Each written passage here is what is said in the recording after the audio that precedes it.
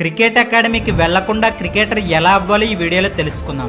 వీడియోని సేవ్ చేసుకోండి.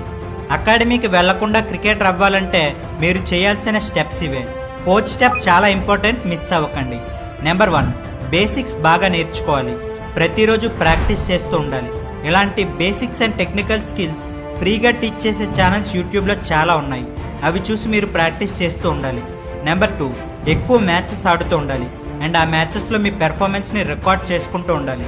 ఆ తర్వాత అవి అనలైజ్ చేసి ఎక్కడెక్కడ మిస్టేక్స్ చేస్తున్నారో అవి కరెక్ట్ చేసుకోవడానికి ట్రై చేయాలి.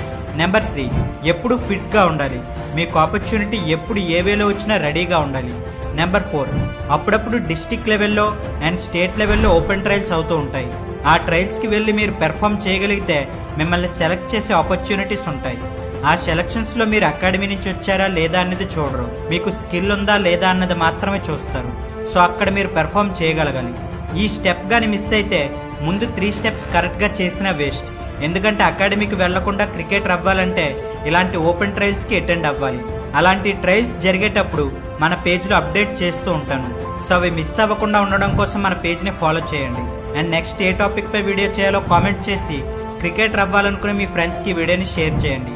బట్ వన్ సజెషన్, మీకు వీలైతే మ్యాక్సిమం అకాడమీకి వెళ్ళడానికే ట్రై చేయండి. వీలు అవ్వకపోతేనే ఈ వేలో ట్రై చేయండి.